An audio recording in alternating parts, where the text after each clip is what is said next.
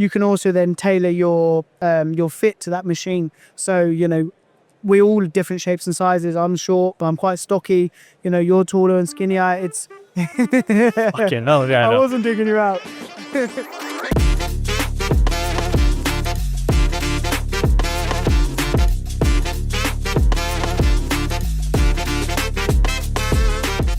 Hello and welcome to a very special episode of the Gym Owners Forum podcast. No, we are not sat in a men's toilet somewhere. We are actually at Elevate 2025.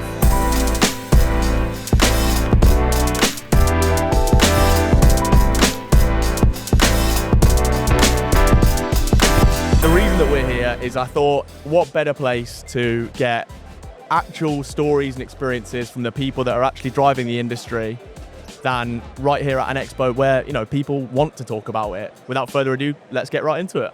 So, Faye, who are you? Well, who are ya?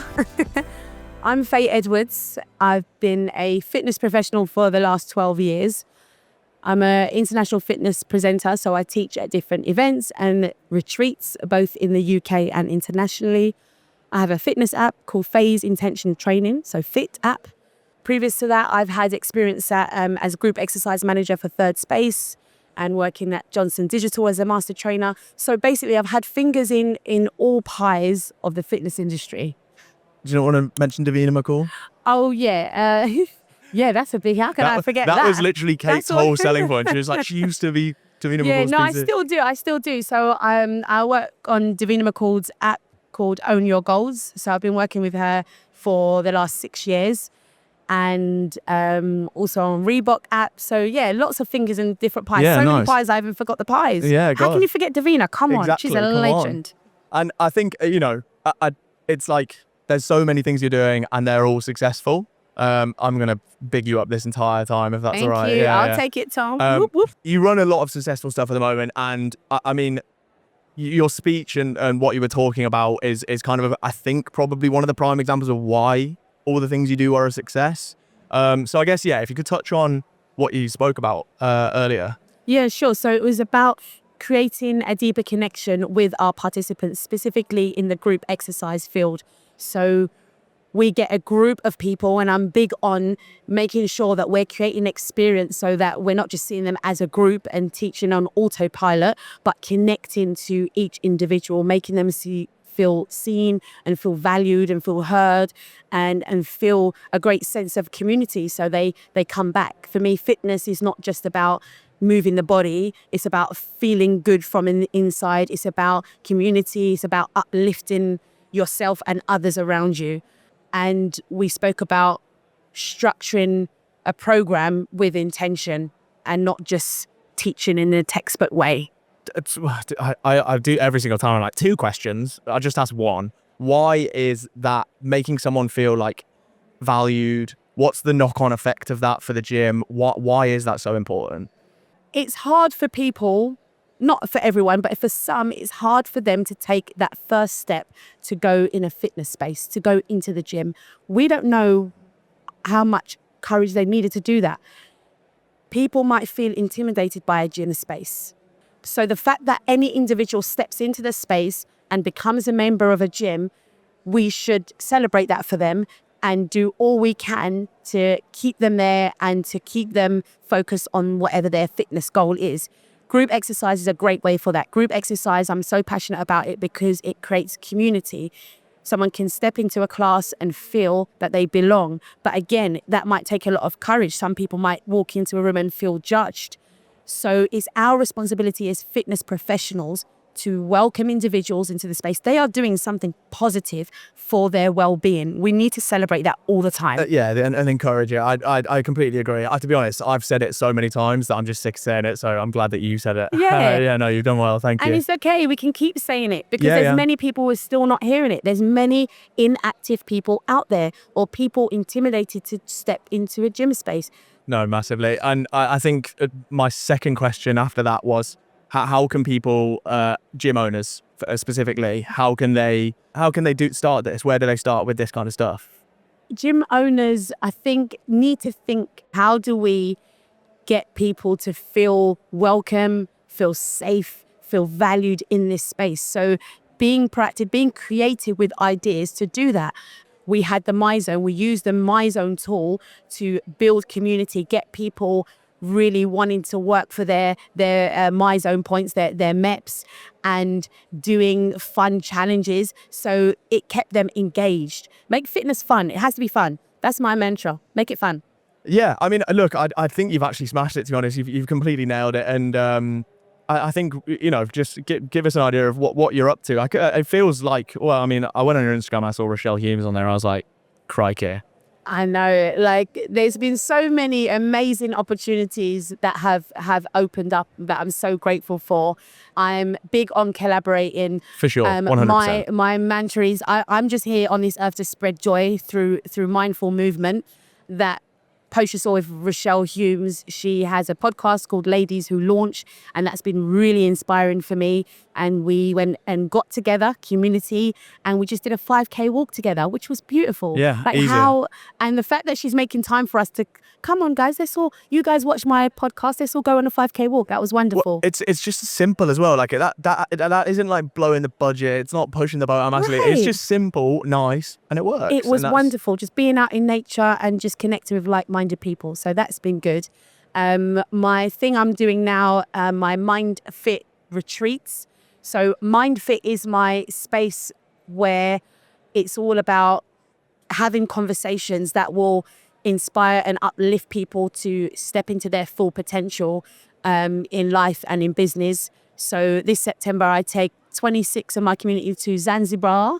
Oh, wow. We go on trips to Bulgaria. And yeah, I'm just traveling the world, spreading joy, mad. Tom. That's the aim. That's good. You're on your own little crusade, spreading the word of faith. Yeah, that's it. I think you're absolutely smashing it. You're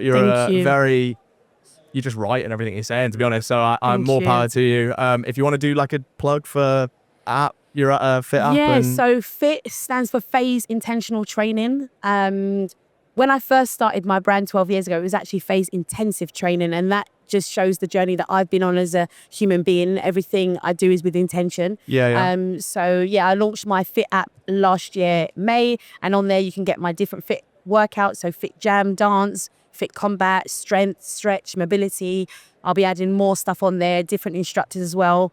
Lots of mindfulness stuff too. So that's my focus at the moment, as well as my trips. So follow on Faye's Fitness on all social media platforms. Spot on. I love the energy. You're fantastic. Thank you so much, Thank you so much for joining us. You're very welcome. A pleasure. Cole, thank you very much for joining us. No worries. Who are you? What do you do? Where are you from? I do insurance. I've done it for about 25 years and realised that insurance is the most uninteresting career and job. Nobody wants insurance. Everybody needs it. There's never an enjoyable time to be spending out thousands of pounds. If you imagine an insurance broker, everybody imagines it. It's walking around suited and booted in London, carrying paperwork, carrying a briefcase. Those insurance brokers will not come out and see you because as a gym owner, you don't earn enough money. Yeah. You don't earn enough money for that broker to come and visit you. They'll just turn around and go onto that website there. And that's where the insurance industry has let the fitness industry down as far as it's gone. This is the easiest option. Go online, you can get your quote, quick and simple. Problem is, it's that typical computer says no, square box style. Yeah. No one gym, no one fitness industry or business fits that square box. They've all got their own unique difference to every other competitor. I can go and see 3, 4, 5 gyms in one day. And because of my understanding of the fitness industry, because I've done that, bodybuilding, football, lacrosse, marathons, triathlons, I've done all of those. I can relate to it, and then it becomes understandable for the gym owners to turn around and go, well, actually, I'm not buying insurance. I'm buying somebody that understands my business and has given me the confidence that actually my business is protected. I think there's a massive lack of, maybe it's a lack of education, maybe it's a lack of like contemplation of the consequences of it, or is it, what is it? There's a huge lack of education and understanding. The insurance companies don't explain it well enough to the specific industries. If you don't have the correct insurance, if you aren't doing stuff properly and with all the right certifications, if that's right, then basically you're going to lose your business if something goes wrong. And that is the kind of the sour truth that you have to say. It's reality. Yeah. Reality hits and you go, I wish. And you go, that'll never happen to me. And then it does happen, yeah. It will, somewhere along the line, something will happen.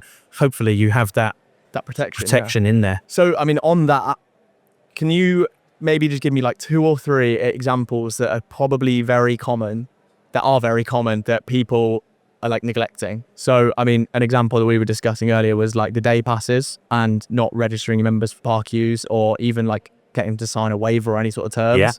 That's a prime example of one that I and yourself see a lot. Is there anything else that you can think of maybe that people might want to be aware of? I think another one that I come across is a lot of the gyms will have self-employed personal trainers, and they'll turn around and say, oh, well, they're self-employed, I don't need to worry about the employer's liability. It's a one where I would turn and say, always have employer's liability. You know, they could be classed as an employee, even though they're self-employed, if they're doing work for you under your instructions as the gym owners. There's a big exposure there. Yeah, if they become injured, and if they're helping man the reception area, if they're clear, tidying up the changing rooms, those type of things. Okay, yeah. Another one probably that gym owners won't think about and insurance brokers won't necessarily prompt you is the kids classes. It's quite a big one that I come across on a regular basis where they don't think about it, but majority of gym insurers will have age restrictions. And if they're not prompted to ask, they won't necessarily mention it. Yeah. And if there is an incident that happens, unfortunately, insurers will have that opportunity to if we weren't made aware of it. So it's, there's a couple there where it's, just making the gym owners aware of what the exposures are there. Of all the things. I mean, yeah, no, I'd like, we've said it, well, I've said it about 1,000 times. It's massively important. For the fitness industry and for the gym owners, it's very much educating them and making them understand the importance of certain aspects of it, where they just get told, oh, you need this, you need that, but why? Yeah. Why do I need that?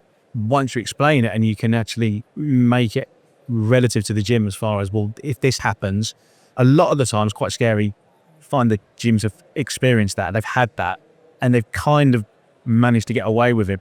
Gym owners are just individuals that wanted to become a personal trainer, and it's developed. They've gone, I could do a gym differently, or I think I could do it better, and it's grown from that, but they're still that personal trainer. It's their business. I think a lot of people get into this industry and get into owning a gym because it's a passion and because they love it, and they go, this is what I love doing and I want to own a gym. But then there's that maybe they haven't actually necessarily had the business acumen.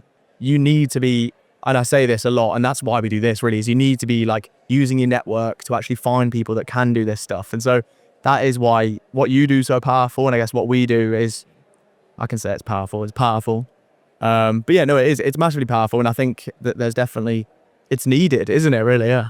These people are passionate about their jobs and their careers and their business. They love it all. They genuinely love their members and seeing the members progress and move on.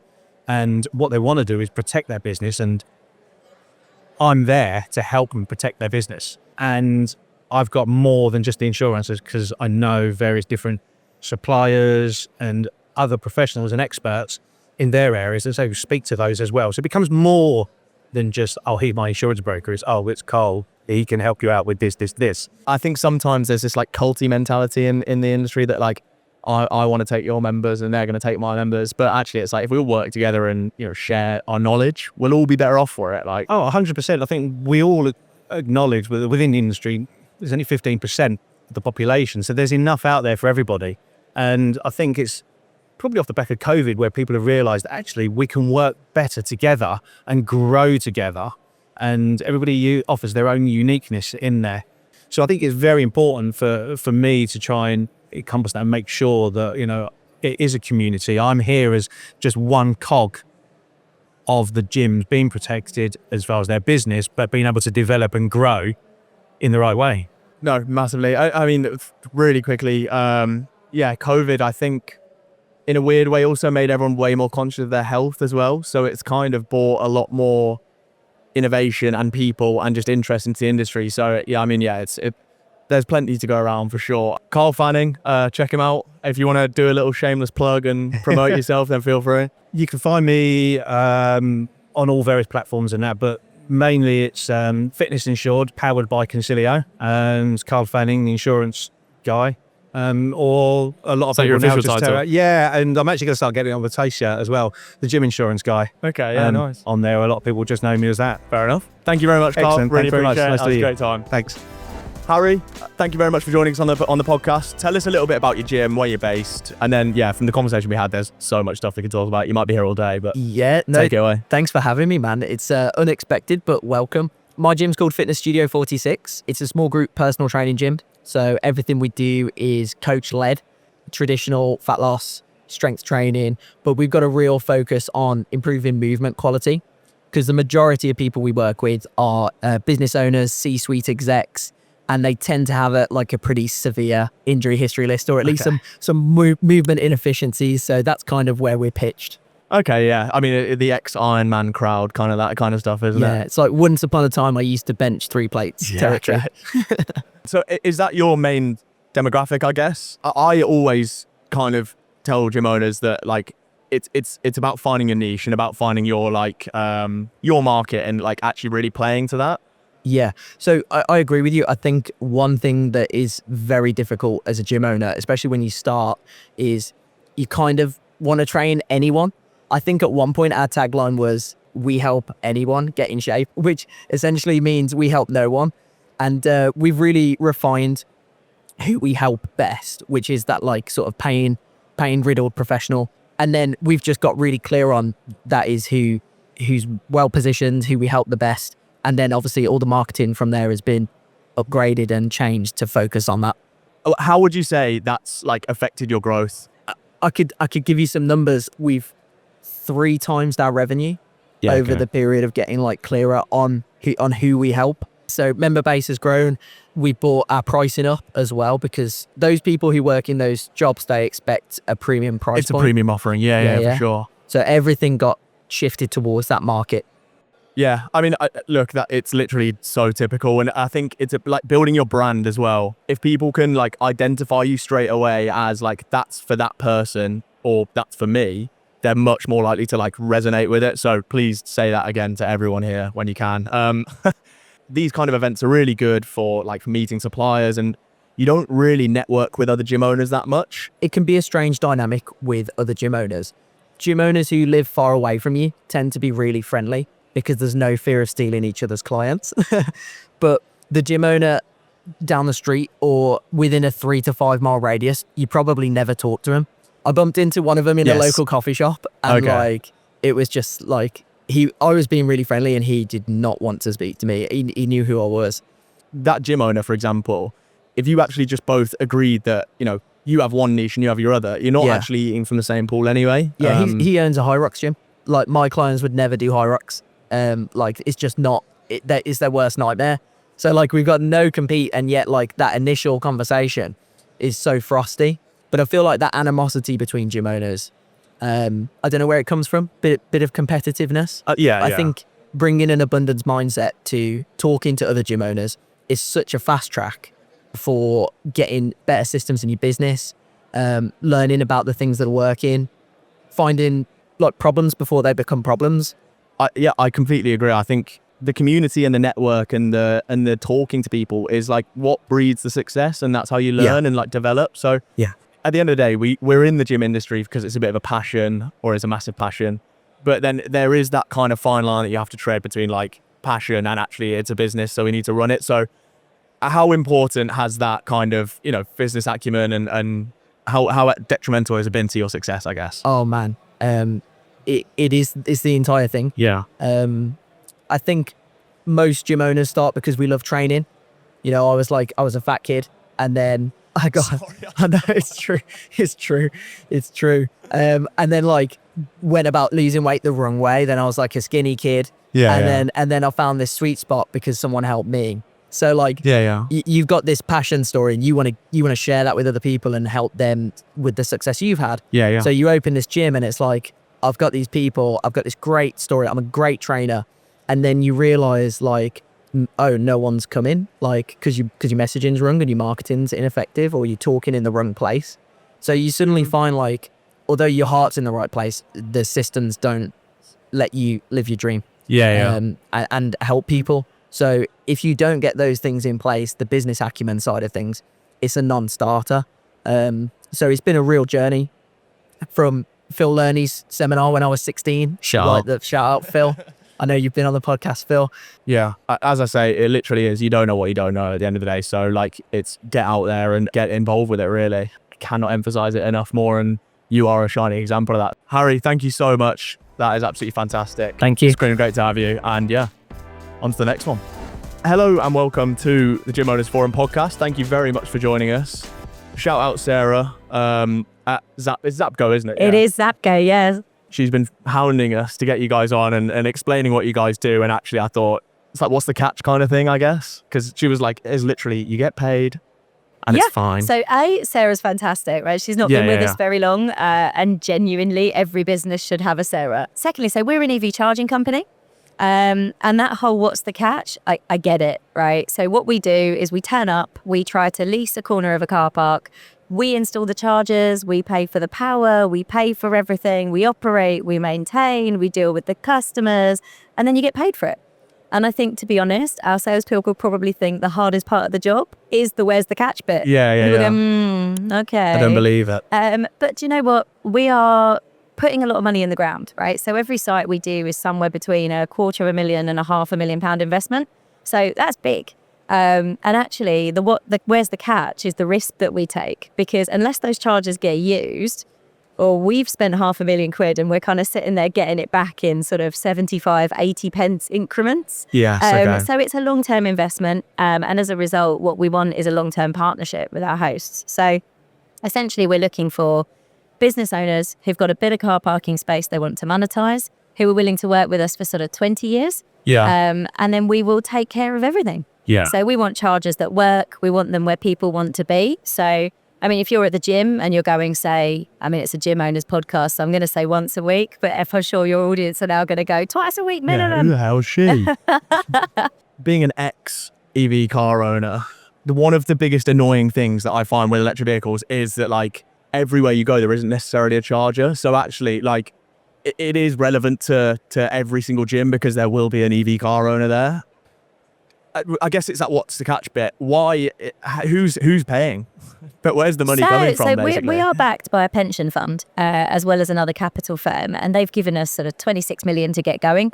We will then make our money back over time. So it takes us a long time to make that money back, but then we're making profit in the back half, which is why the leases are sort of 20 years. It's the way the vehicle world's going as well, isn't it? I think eventually, you know, we should hit a point where there are more EVs on the road than not. Quite a lot of the time when we speak to landlords or business owners, they've tried to look at this themselves. And to do the slower chargers, you can probably do that. You know, if you keep it at like sort of a 7 kilowatt or something, which traditionally would charge your car kind of over 10 hours, but you're not in the gym for 10 hours unless you own it. And as soon as you get into the faster ones, there's now quite a lot of regulation around operating charge points. So it is genuinely win-win, we hope. Yeah, well, yeah. No. I mean, that's why I was kind of, it's a bit of a no-brainer. Obviously, not all gym owners own the rights to their car park, and they don't even necessarily own the building. So how do people kind of go down that route and figure out Fair play. whether they can get involved and it is a complication, right? So we're totally up for having to have conversations with superior landlords. So then we say, you know, people get paid. That's a conversation for us to say, right, you as the leaseholder right now will get paid, but actually your superior landlord will get paid as well. So it does make the legal slightly longer, makes it a little bit trickier, but generally it's not insurmountable. Do you guys do the legwork on that as well? Yeah, so we'll engage with the superior landlord, we'll support through all of that, make sure that we're kind of giving the right information for people to make a decision. Generally, in my experience, the superior landlords see it as additive to their site, and hopefully everything's going brilliantly in the gym and they are extending their lease anyway and everyone's a winner. To round this off, actually, I think having to spend an hour in a service station multiple times previously, I'd rather be doing that in the gym while I'm there. For a gym owner, the more add-ons you can give a member with their gym membership, the more they're going to hang around and stick around. So it is really a bit of a no-brainer. Agree. Our whole strategy is to be where people want to be, so that you're not having that hang around in a service station, sit in a car park playing a game on your phone while you wait for your car to charge. You think it sounds good, it's awful. No, it's you want it to happen in the background while you're getting on with your life. you are literally a prime example of why coming to expos and events is so good, because it's like, I literally would never even consider this. I think it's really, really great what you're doing, and it is the future. If you want to give a shameless plug, feel free. Absolutely. So thank you very much for having us on here. It's our first time at Elevate. I don't think it will be our last. Guys, if you've got a gym, you've got a car park, you're thinking about finding other ways to drive revenue through your business, please give me a shout, or get in touch at charging@zapgo.co.uk. Perfect. Dee, thank you so much for joining us. Thanks for having me It's on. great. Thank you very much. Let's just get straight into it. Who are you?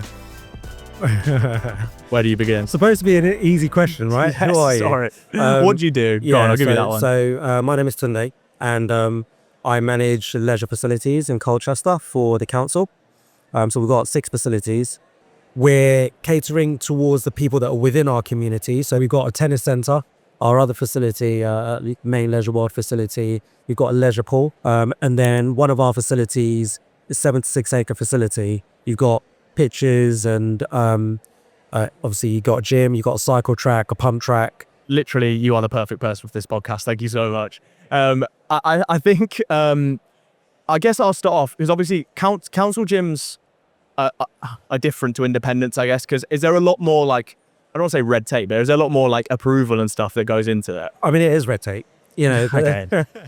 There is a lot more approval because the money is under scrutiny. It's public money. If you invest in something and you haven't followed the right procedure, then you could find yourself in the newspapers or just in loads of trouble.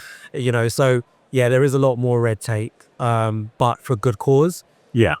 That's the difference. But then obviously at the end of the day, it's a business, it's a gym. And I think a lot of the challenges are the same. And with it being a community focus, I guess, what do you guys do to put an emphasis and kind of really like focus on that community? If you think about it this way, you basically got income coming in from other sources. Yeah. But you're able to use the outgoings to invest in what we're able to do for the community for free. It basically cross subsidy in a sense. Yeah. So what we started should provide good social value.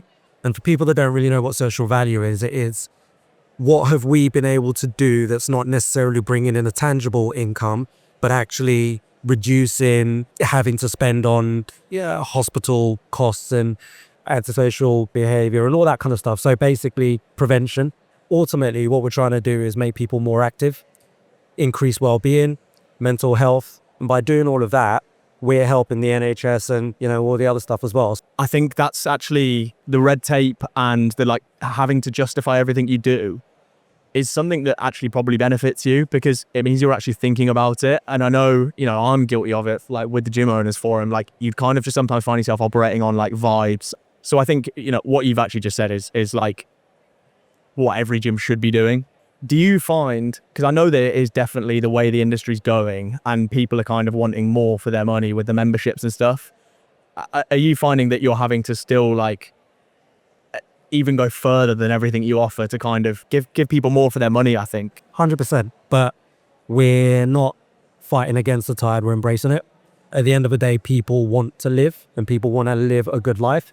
And so we're able to provide that, then we're able to provide it. And if we're doing that based on volume, and we have to do it based on volume, I understand the difference in having something that's a premium product where actually you reduce the volume and then you have a high ticket price. But, you know, being a council, being where we're based, that's, you know, we're going for usage, we're going for people, and we actually want to make that impact and change. So we do provide a lot of value for what it is that we offer. No, definitely. I think actually you touched on it very briefly there, but the education side of things, how are you guys educating people on like the benefits of health and that kind of stuff? So it's done in different ways. Obviously, you've got the marketing channels via newsletters, etc. But it starts with us. And so really, when I say it starts with us, what am I doing to take care of myself? You know, and how do I cascade that down? And what are my managers doing? And how do that make it seem like actually we're not just pushing this and trying to sell it, we're actually living and breathing it. It's one thing trying to explain it to people in order to educate them. And it's another thing where you actually show them or they see it in your vibe, in everything you live and breathe. Yeah, exactly. 100%. How can you sell something if you don't believe in it and you don't actually do it? I literally couldn't agree more. How do you think council gyms differ from your standard independents in terms of just the way they operate? With how we started, the red tape, that's the main thing. Yeah. Outside of that, I think we're going through the same things that, you know, other people are going through. I was just speaking with the RLSS about the difficulty of recruiting and keeping lifeguards. We're all in the same industry. The scrutiny is a little bit more, again, public money, public eyes. But outside of that, in terms of, how we operate, I've worked for GLL, I've worked for Everyone Active. So I've kind of been on both sides of the coin. And ultimately, our things should be the same. I think council now is shifting a little bit to being a bit more commercial as well. So it's not just usage and everything for free and all of that. It's actually, we need to balance it. We need to be commercial and we need to be sustainable. Otherwise, it's just going to be a race to the bottom. Yeah, independent gym owner can definitely take being a bit more red tapey and corporate. And I think it works vice versa, doesn't it? I think as long as you've got the right systems in place to know that you are going to be on the right side of things, then you're fine. And as long as you're able to embed that culture throughout your organization, and it's not a single point of failure as such, or any type of micromanagement or anything like that, but actually a place where people are empowered, they've got the culture, they understand it, and they know the decisions that they can and can't make based on the systems that we've got, then I think everyone will be all good and it just makes it a little bit more seamless.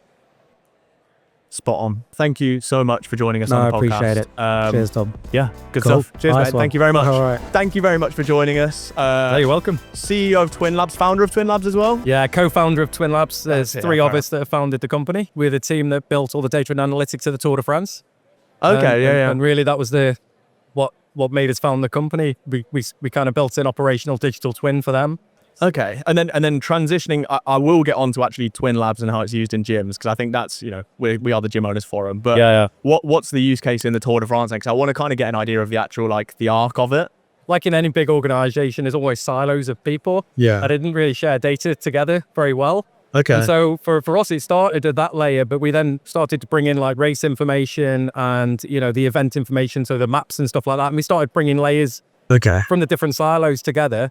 And then you could start making correlations between those things. If you could maybe just dive into a layman's explanation of what is Twin Labs, how's it used? Okay, so Twin Labs, the sort of the cornerstone of the business and why we built the business was because the thing that we learned from the Tour de France was building a digital twin's hard and requires really deep technical skills and lots of money, right? It's really expensive. Yeah.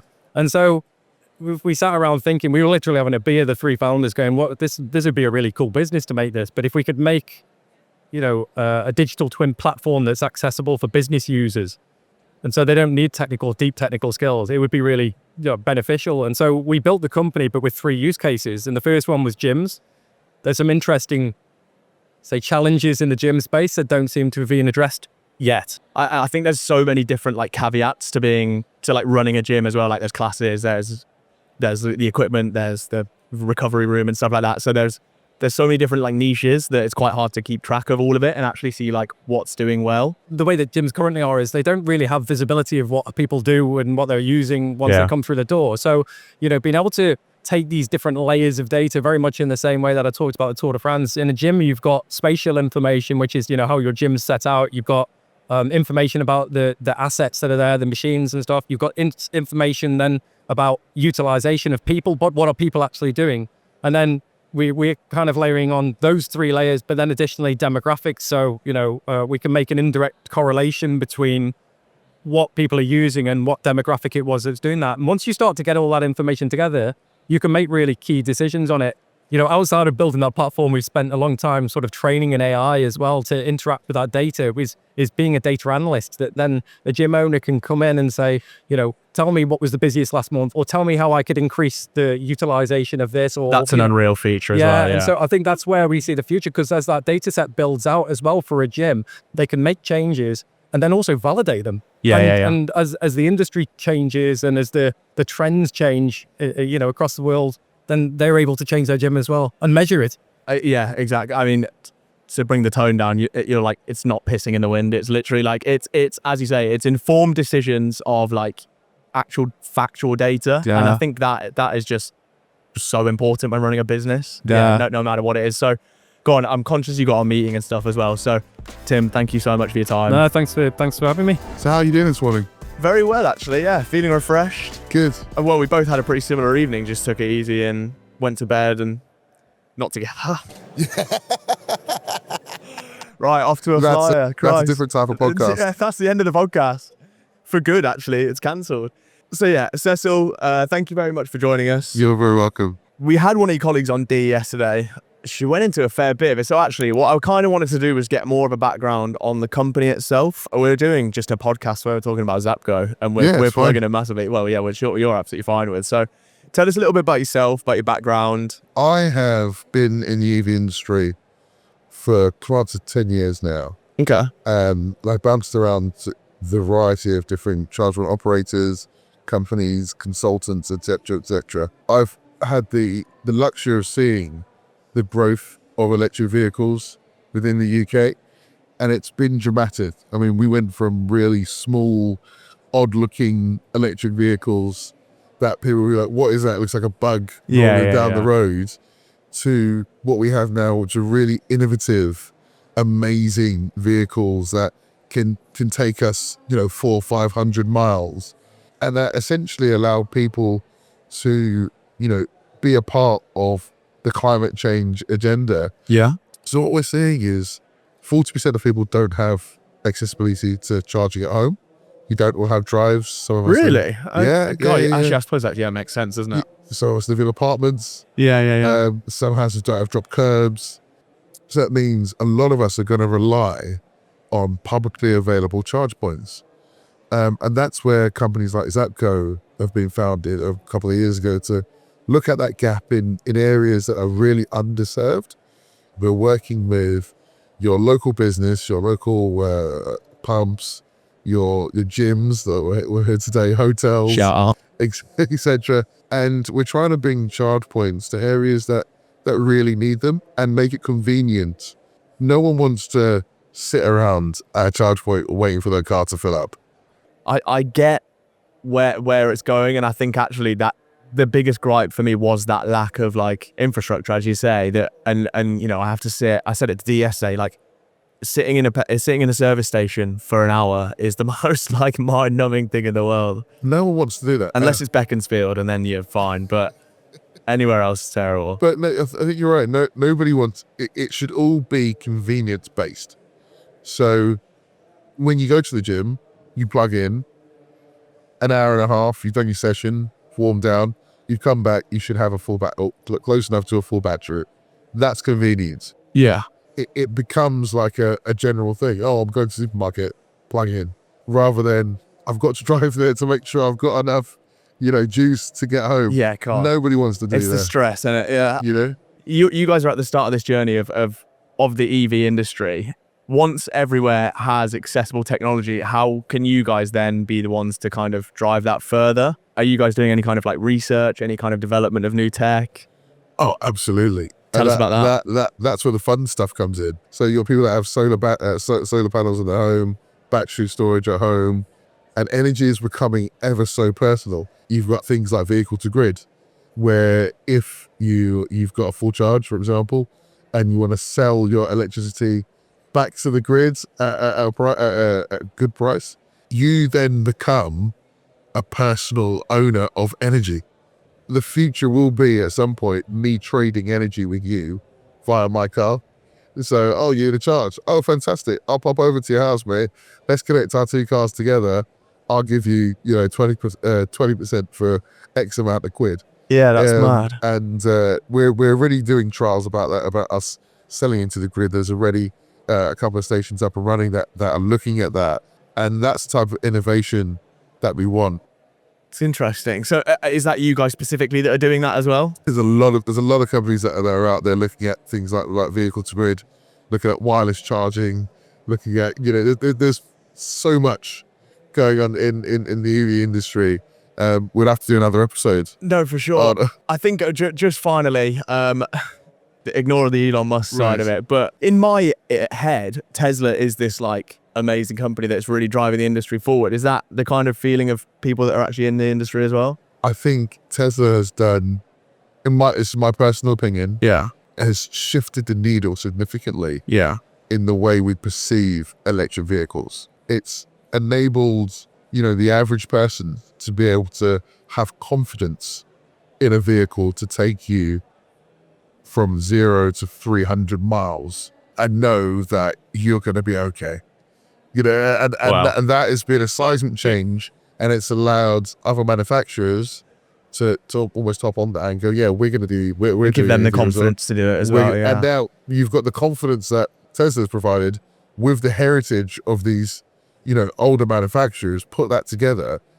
And if you look at the industry now, well, yeah, you've got some fantastic. You get these movers. companies just coming out of nowhere. I had no idea what Polestar was, and then you just see that flying around everywhere. Well, it's Volvo background, right? Yeah, no, it is, and BYD as well. Is BYD, like, and they've over the past quarter, they've outsold Teslas across the world. Oh, really? So you do see them everywhere. So you get the industry is booming, and I would ask all your listeners to, if they've never tried an EV, pop down to your local car dealership and just give one a test drive, and you'll be astounded by how great they are. It is mental how fun they are, and you do feel, like you're going to crash every time you put your foot down. But it's a nice feeling, weirdly enough. But go on, Cecil, thank you so much for your time. I really appreciate it. Absolute pleasure. Pleasure. Thank you so much. Michael, thank you very much for joining us on the Gym Owners Forum podcast. Yeah, you're not like anyone we've had on this yet. So tell us a little bit about yourself. What do you do? I'm now a former international swimmer. I retired in 2022, so that was kind of when I stepped away from competing. Now going into bits of presenting, but just doing everything that I'm really passionate about. I think for me, aquatics will always be part of my life. Well, I've seen you actually up on the stages talking about, I assume, swimming and getting people in the community involved. Could you shed a little bit about what you've been talking about? Yeah, so this week is Drowning Prevention Week, and this year, more than any other year, has had the most drowning deaths so far, which is really, really sad. And I think for me, I'm just trying to show that actually swimming is for everyone. So up there, we done a panel on school swimming, and basically we're really trying to get it into the national curriculum. We're really trying to get water safety present. Water safety is for everyone. I think so many people see swimming as a sport, but actually swimming can save your life. Oh, well, yeah, 100%. It's like a life-saving skill. If you ever, there's water, 70% of the world is water. You should probably learn how to handle yourself. Okay, why do you love swimming then? I'm going to throw the question back at you. Can you swim? I can swim, yeah. Okay, Well, that's good. I can swim. I guess that's as far as I can go with it. Yeah, I'm okay at swimming. Yeah, so for me, my parents couldn't swim. So they really wanted me and my younger brother just to learn the skill of swimming. And from there, I never thought I'd go on to, being at the World Championships or being an international swimmer. But my main event's a butterfly. Definitely the hardest stroke. That is mad, yeah. There's been lots of debates, but definitely butterfly is the hardest stroke. I think it chose me, but I think throughout my whole life, there wasn't many people of colour swimming. There wasn't many people that looked like me. I also came out as gay in 2018, and I was the first and the only Caribbean athlete to come out as gay. And I'm so passionate about that because when I was younger, I didn't really have a role model that I could look up to that looked like me, that acted like me. And, it was Tom Daley that really kind of helped me out of that dark bubble and made me accept myself and learn to love myself. And now, it's Pride Month. It's an incredible community. And I just love spreading that love for swimming and being authentic. That's obviously really powerful. And that's great to see. I'm very happy for you. Is there anything that you feel like you're wanting to do more of to kind of make people feel more comfortable and be that role model that people will look up to? Because that you have that opportunity to do so for sure. Yeah, I think representation is so important. So I think sharing my journey, sharing my story, having open conversations. So many people come up to me on social media every day who might live in a country where it is illegal to be them. So I think, it's great that I'm that role model for others. But also I think, getting allies, getting more people that can have those open conversations, because I think especially in Pride Month, so many people think, I'm not part of the community, so I'm not really relevant in this conversation. You are exactly relevant. You're the people that we need to kind of have our backs and to have that conversation. I wholeheartedly agree, actually, because it's very hard sometimes to feel a part of the community, but actually just by being accepting and being welcoming and being normal as well is the thing of it. That's actually very helpful. And I guess, it's kind of, fighting back against any kind of discrimination, really. That's really nice. This is taking I thought we were going to talk about swimming, but this is taking a very nice wholesome turn, actually.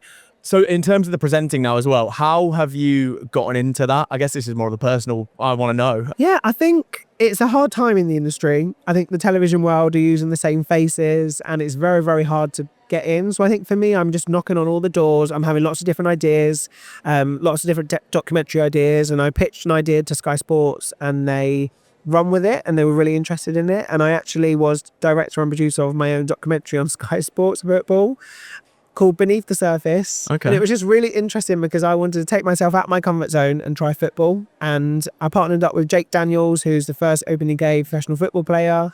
I tried football. I was awful, but I think the moral was that it doesn't matter if you're good or bad, everyone can take part and be involved. So yeah, hopefully I have more fun projects like that. No, 100%. I mean, you're here doing this, so people are literally begging for you to come and do it. And finally, I just kind of want to touch on, obviously we're the Gym Owners Forum podcast, so we should probably talk about gym owners. How would you recommend gym owners or business owners to include swimming or get involved in swimming, or just bring more awareness to the swimming? Oh, good question. I think keep sharing positive stories. You know, I think sometimes being in a pair of Speedos can be quite daunting for some people, but I think, you know, embrace it. You know, everyone's different. It doesn't matter what shape, size, color of your skin, anyone can get involved. For me personally, gym was a massive part of my training anyway. So I always actually felt quite insecure in a gym. Swimming was my safe place. In the gym, sometimes I felt a little bit exposed. I was like a distance swimmer, so I done lots of reps rather than lots of weights. But I think, yeah, just making sure that everyone's voices are heard and that everyone can get involved and there is a space for everyone in a gym and a pool. Life's for everyone, right? I think, yeah, 100%. And even like the health benefits of swimming go hand in hand with the health benefits of the gym and needs to do cardio. Mental health, I think, exactly. you know, is there now more than ever. And I think swimming especially, it takes your mind away from everything. You know, going to the gym, endorphins, we all need it. So I think it's quite easy to forget sometimes that swimming isn't like a universal skill. You saying that, it like blew my mind, but it's actually so obvious that most people like don't learn how to swim. That's a very privileged thing of me to say, isn't it? But yeah, no, I think actually you're right. It's a massive thing that we should all be bringing more awareness to. So yeah. Michael, thank you so much for having me on the podcast. It's a pleasure. I'm time conscious, so I'll let you go, but thank you so much for joining us. Thank you so much. So, Ashley, thank you very much for joining us. I have just forced you into this. Nervous, yeah. I'll be nice, don't worry. You were telling me that you're starting your own gym. If you could just tell us basically what it's going to be, like what kind of facility, and where you're at in that process now, I guess. If you don't want to share any like company secrets or any like personal info, that's fine. No, I'm just, you know what, I may as well just divulge a little bit. So, this is a safe space. Basically, I want to partner with gyms. Yeah. I want to use the space that they're not using and make it a private workout section. Okay. So I get the name now. Gym capsule. Yeah. So it's just a capsule. So where's this actually come from then? Like, why have you decided you want to start doing this? I've always had like problems of like busy gyms, not being able to get on what I want and stuff like that. And I've always just wanted my own space. So I just thought. So it would be a gym within a gym, gymception? A gym within a gym, yeah. Yeah, no, I mean, look, for clarity as well, like this is very early stages. Yeah, this is all. Yeah, I'm not expecting you to kind of plug it, but I think it's an interesting concept for sure, because a lot of the stuff that we've spoken about is that space utilization and how you can offer more to your members. And that's kind of, it's funny because you are now like, you're a prime example of that being the case, because you're now going to start servicing that need and that want for gym owners. If you ever need any help or anything like that, get in touch, give us a shout. Thank you. Thank you very much. Nice to meet you. Thank you. John, thank you very much for joining us. Tom, thanks for inviting me onto the podcast. Really appreciate that. What was the name of the council again? It's the Gym Safety Council. Gym Safety Council. I'm a chartered engineer. I've been involved in the industry for 20 odd years, but that's in the design and build and maintenance and service of equipment. When I go around visiting gyms, particularly independent gyms and charities and boxing clubs and gyms that crop up in businesses and hotels and schools, I'm struck by the lack of awareness that perhaps the people who are responsible for the gym that they have with regard to the equipment safety. Is it appropriate? Because if it's not, then they could run into issues at least with their insurers, and potentially worse if there was ever a problem. Yeah. So I decided to set up the Gym Safety Council, and we're very much in the infancy, but it's there as a non-for-profit organisation to support people like that in that sector of the industry, to raise awareness of what their responsibility is and how they can go about it, because it's not difficult to do, but But I think there's a lack of understanding, and I think we need to address that. So that's the ambition of the Gym Safety Council. It's not for a lack of people caring. I think it is it's that lack of realization. There's a social responsibility, I think, that we have. I see a lot of examples over the last 20 years where people will buy second-hand equipment and they'll just run it and flog it until it dies. Potentially you're putting people's well-being at risk because a lot of this equipment isn't really fit for use. And of course that equipment then just goes into landfill. It's so easy to repair it and maintain it. And if you get the right thing to start with, and if you look after it in the right way, it will last 20 years. Yeah. No issue at all. I think, well, the saying is you buy cheap, you buy twice, isn't it? In terms of financials and how well the gym does and how successful it is, if someone has an injury, completely destroys the reputation of the gym. I've been involved as an expert witness on a few cases over the years, and it is serious when that sort of thing happens, even for let's say the larger chains of gyms who are buying much newer equipment, but they really look at the detail of what equipment is it, how is it being used, when was it last maintained, when was it last inspected, or is it being done by a competent person? And they really go to town. And these are the sort of aspects that we need to raise awareness of, I think, for that. And that's really what I'd like to do. I fully agree. And to be honest, the importance of it is massive. And when you said you were going to aim to get it fully set up for next year? Yeah, we're hoping to be at Elevate next year as a thing, as an entity. It's at the moment it's on my webpage, which is chartered-engineer.com, and you'll find a link to it there quite easily. But at some point over the next 6 to 8 months, we'll separate that out and we'll have a launch. Get some funding in place and all those important things that you need to do. Yes, exactly. No, and I think just for context out there, I guess, it will manifest itself as workshops, kind of an actual like step-by-step guide of what you should be actually checking and looking out for. My intention is there'll be lots of free of charge material at a sort of basic level. There will need to be some paid content, but for example, I currently run a maintenance training course to take people up to a professional service engineer level. So if people did want to do that, then that could be an income stream and a way of funding the Gym Safety Council. 100%. No, I support it massively. Thank you very much for joining us. Thanks for having me, Tom, and all the best with the podcast. Thank you very much for joining us. No, you're welcome. You're a frequent expo goer now. You went to Evolve, was it 2 weeks ago? Yeah, it was, wasn't it? Yeah. For a little bit of context, obviously, who are you? What do you do? Cool. Where do I start? Stephen Cook, co-founder of Pegasus Gym in Aylesbury, Buckinghamshire. Been going about 3 years now. We've had your system in place for the whole time, and yeah, it's nice little plug. Thank you, mate. I appreciate that. The gym that you have is, I would say, like, it covers all bases. It's very like well defined, and it does what it does like well. You've got stuff like Reformer. Firstly, actually, how's the Reformer going? Reformer's going really well for us. Really, really well. It's one of those like. It's nice to have it there, and it's a great addition to what we've got, but it doesn't define what we offer. It's the age-old question, is it a fad? Do you think it's going to stay around and be popular forever, or? Yeah, do you know what? Without intending to plug Total Gym and Ethics Leisure, I do think Reformer's a fad. Reformer will eventually have its day, but that's why we went down the Ethics Leisure route and the Total Gym, because there's so much more to it. It's Reformer, but on steroids, you know, like, it doesn't have the free springs like a standard Reformer does. It has the different levels of elevation. You can also then tailor your fit to that machine. So, you know, we're all different shapes and sizes. I'm short, but I'm quite stocky. You know, you're taller and skinnier. It's fucking hell, yeah. I wasn't digging you out. But it means that machine then fits both of us, and we can customize the workout to the individual rather than to the general public. And I think once Reformer does have its day, the Total Gyms are great because you can then go down the strength training route. You can still do the flexibility. You can still do the Pilates. So although the bubble will burst in one side of it, you're then going to have like much more functionality to it. So that machine will be a great return on investment because it won't just last as long as the bubble.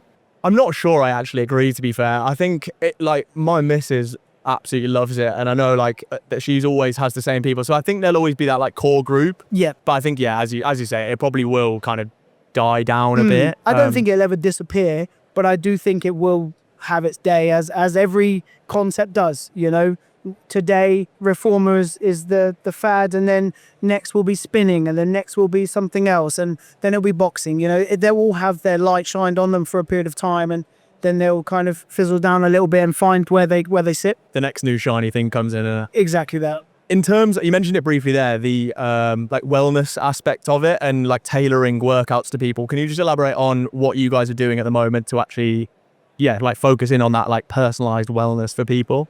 So we've got anti-gravity yoga, which we do through Athleticum. Another plug. Hey, plug away, honestly.